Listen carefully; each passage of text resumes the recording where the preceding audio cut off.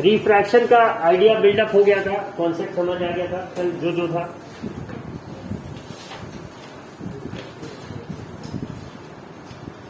आगे आप आगे की स्टोरी पे जा रहे हैं फिर से।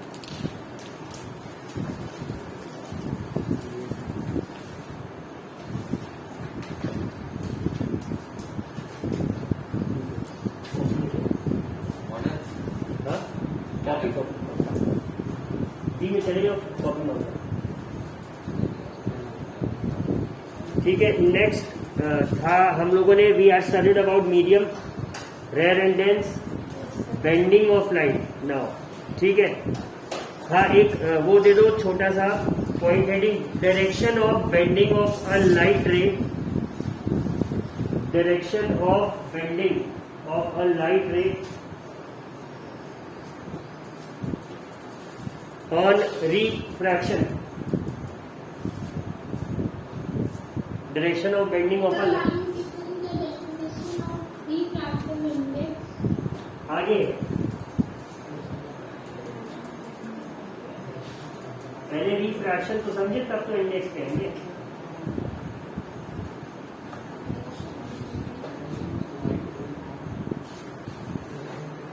ठीक है, तो जो अभी तक हम लोगों ने कुछ देखा हल्का फुल्का, उससे हमें ये पता लगा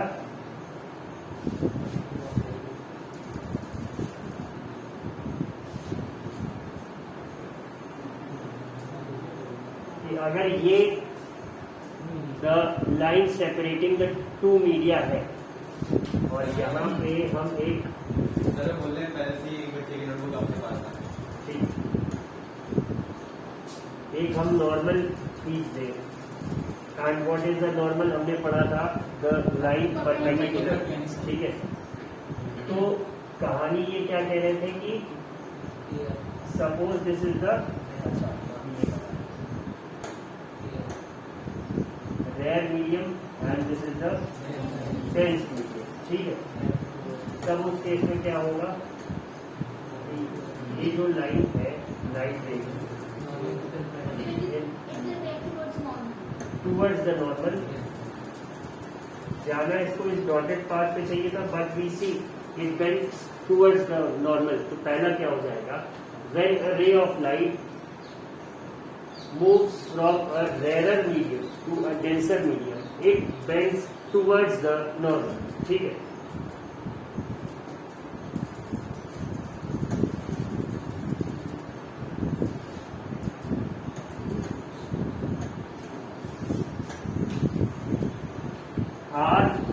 डी से याद रखिए।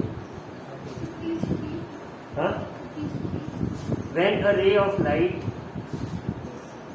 moves from a rarer medium to a denser medium,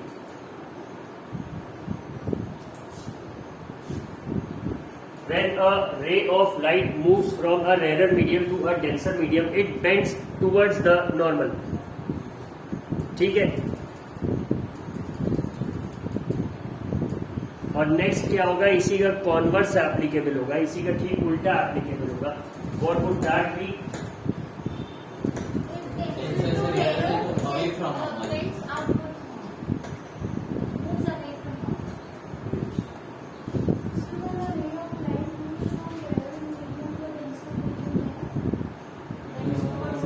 वही तो अभी लिखवाया था।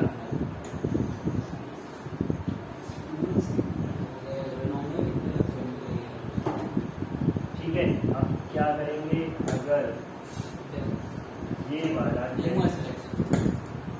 डेंस हो गया ये और नीचे वाला रेयर, ठीक है, इस केस में क्या होगा, तो आपकी जो रे ऑफ लाइट है वो कुछ इस तरह से आएगी, and after crossing this boundary it's going to bend. Click करिएगा,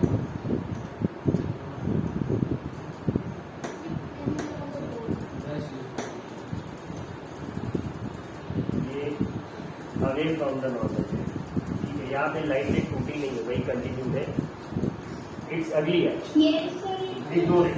ठीक है, तो ये अवे है, मतलब it should have followed the path somewhere here, और ये लाइन में डॉटेड बननी चाहिए। आई use the eraser.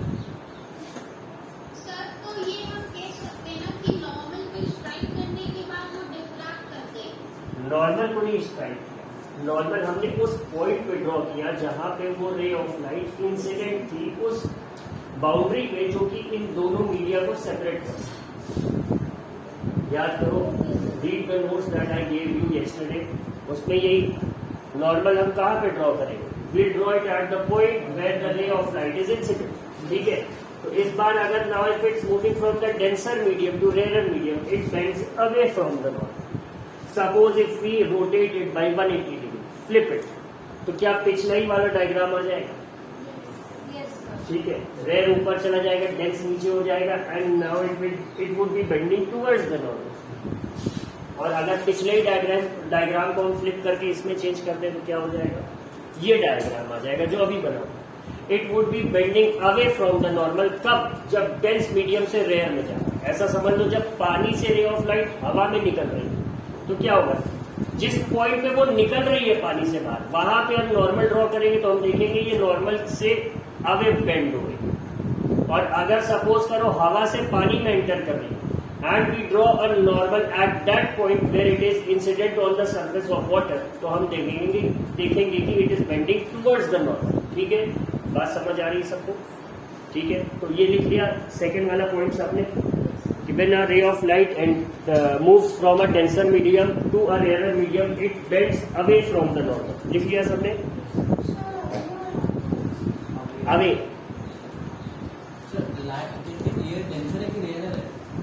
Compared to what? Compared to vacuum, it's denser. Compared to water, it's rarer. अगर एयर डेंस होता तो पानी हवा पे तैरता।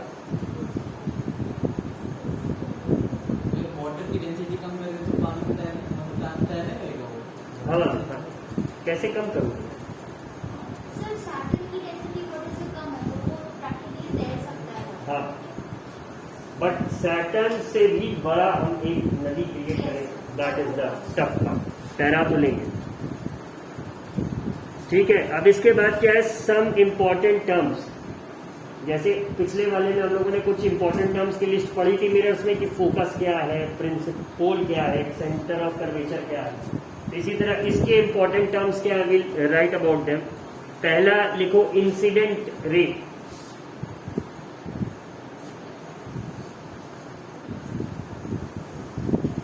First one is incident ray.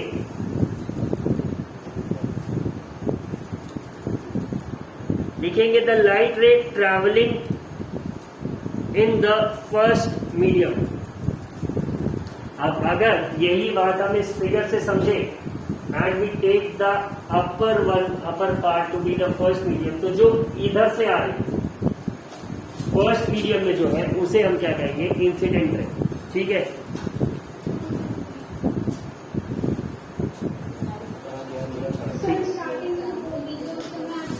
The light ray travelling in the first medium is called the incident ray. Suppose करो कि ये जो है आपका, this is the first medium, ठीक है, and this is the second medium. Light ray first to second आ रही, तो इस केस में ये क्या है, this is the incident ray, the ray travelling in the first medium. ठीक है, और यहां से जो निकल रही है वो रिफ्रैक्टेड रे होगी। ठीक है, it's again a simple thing. अब अगला क्या है, इंसिडेंट रे लिख लिया, अगला लिख लो interface. Next one is interface.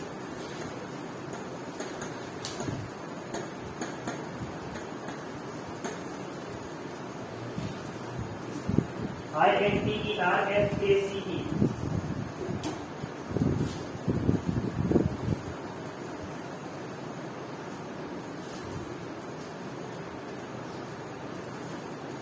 लिख लिया? Now what's an interface?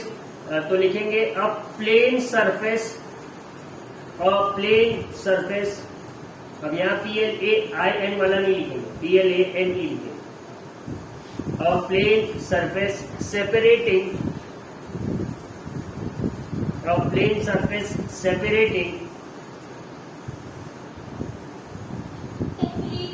yes, a plane surface separating two transparent media, two transparent media. Here 2 would be the numerical 2, TWO. Sir, 2 glass. 2 transparent media.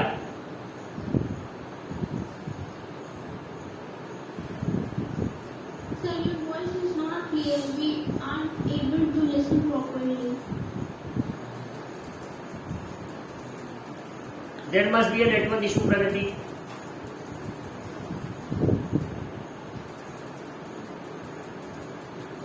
ठीक है, a plane surface separating two transparent media is called the interface. Now if you look at this diagram, इसमें interface कौन सा होगा? This side. This is the interface. ठीक है, यही दोनों मीडियम को सेपरेट कर रही है. This is the interface. ठीक है, जो सेपरेट कर रहा है रेयर डेंस. सपोज उसको ऐसे समझो कि when you see the sea level, ठीक है, तो वो क्या है, एक तरह का बाउंड्रीज है ना कि जहां से हवा और पानी डिफाइन हो. So that line that separates the two medium is the interface. ठीक है, थर्ड लिखेंगे normal. The third heading is normal. Normal video के वीडियो ऑब्जर्व 2D में करना, मतलब फिर वो नॉर्मल प्लेन हो जाएगा. 3D में देखेंगे तो प्लेन हो जाएगा. इसको अगर मैं परपेंडिकुलर ट्राई करके तो नॉर्मल तो इमेजिनरी का.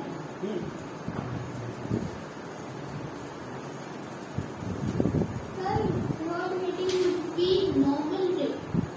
सिंपल नॉर्मल, न रे न लाइट. ठीक है, the line drawn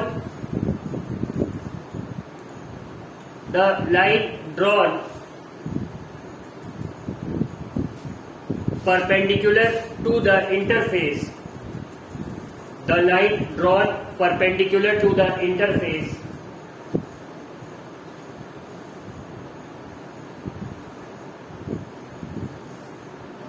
at the point of incidence. At the point of incidence.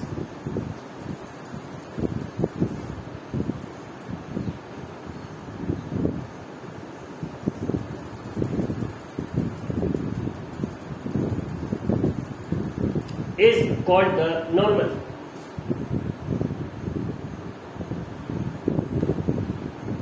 इसको पढ़ के एकदम साफ समझ में आ जाएगा कि नॉर्मल एग्जैक्टली है.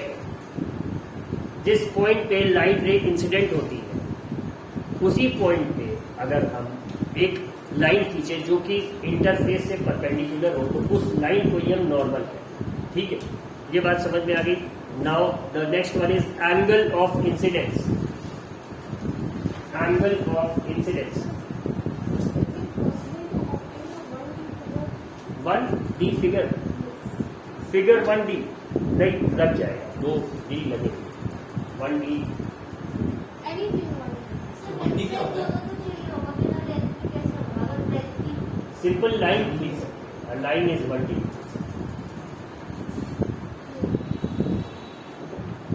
it would also have some length, maybe millimeters. थोड़ी breadth की तो होगी.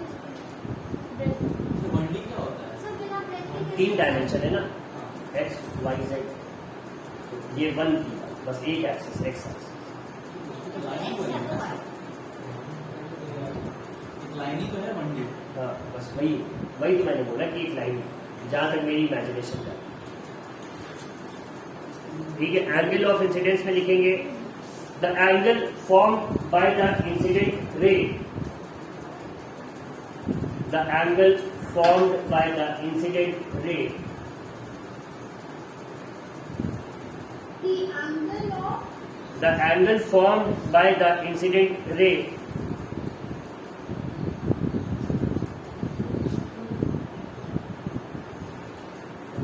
formed by the incident ray from the normal. अब ये एक ध्यान देने वाली बात है कि when you will be studying this diagram, तो angle of incidence आप ये नहीं कंसिडर करें. Will not consider the angle which the ray is forming with the interface. हम ये वाला कंसिडर. ठीक है, the angle being form with the normal, और सेम इस केस में, ठीक है, हम इसको कंसिडर करें, नॉट दिस वन, ठीक है, इंटरफेस वाले एंगल को नहीं कंसिडर करें, we consider the one which is being form with the normal. Clear हो गई ये बात सबको?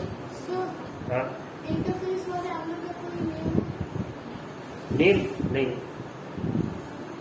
फिलहाल, एटलीस्ट हमें तो नहीं पता, मैं भी कुछ रखा हूँ, साइंटिस्ट लोगों ने बहुत अच्छी तरीके से, ठीक है, ये हो गया एंगल ऑफ इंसिडेंस, समझ में आ गया। The next one is refracted रे। angle of incidence में please repeat the angle formed by the incident ray from the norm. हाँ सही है,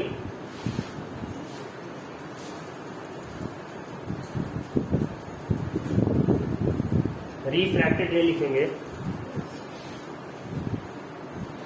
the light ray travelling in the second medium, the light ray travelling in the second medium, ये ऊपर आ गया था first medium था ऊपर वाला, नीचे वाला क्या हो गया second medium. As per this diagram the rarer one is the second medium, ठीक है। The light ray travelling in the second medium after undergoing refraction,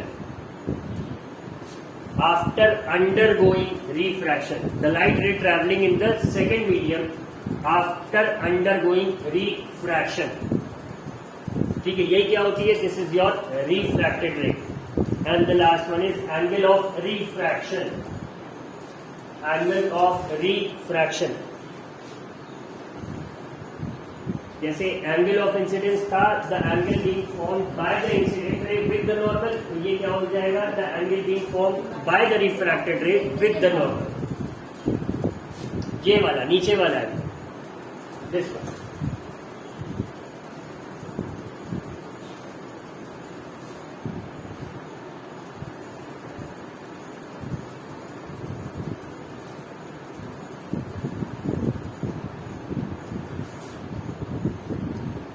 कल किसी ने पूछा था रिफ्रैक्शन क्यों होता है, I guess it was Srini.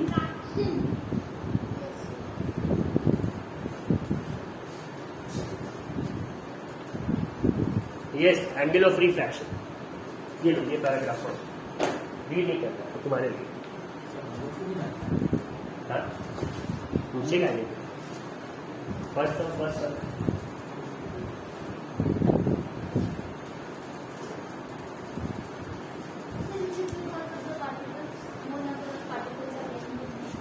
लिख लो, हेडिंग दे दो cause of refraction, give the next heading cause of refraction. Yes sir, I asked this question yesterday. So maybe we both asked.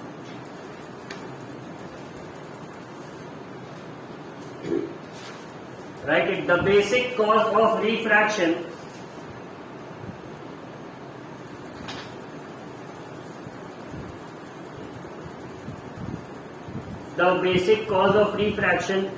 is the change in speed,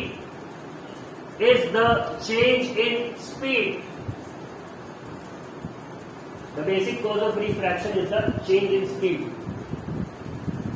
of light while passing through. Change in speed of light while passing through. Change in speed of light while passing through two transparent media. The numerical two transparent media.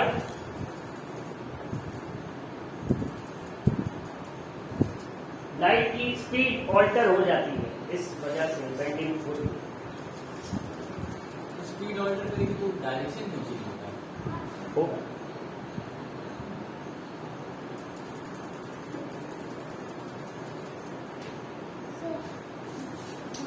Transparent media के पास से क्या लिखना है? I think because it will slow down or move fast, so the direction will change. अच्छा, वो suppose a piece of paper is hanging down from your mouth.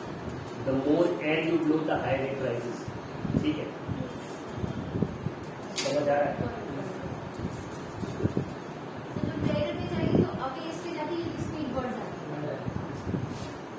The more air you blow, it rises. मतलब पीछे से जितना force है. Now the particles when they enter the denser medium, speed slow. Force जो है वो कम होता है तो थोड़ा बेंड होता है नीचे होता है. And when they enter the rarer medium, फिर से ताकत आती है. That's it. इसको ऐसे भी समझ सकते हो, पता उड़ा रहे हो, हवा तेज है और जो उसका वो करनी होती है, हम लोग सर्टेन बाल लेते हैं वो सिर्फ ऐसे ऊपर जाएगा. So the higher the speed of air, वो बस ऐसे उंगली में पकड़ लो एकदम ऐसे, and the lower it is, it starts falling. Please explain this refractive cause and again repeat the definition. Watch the video.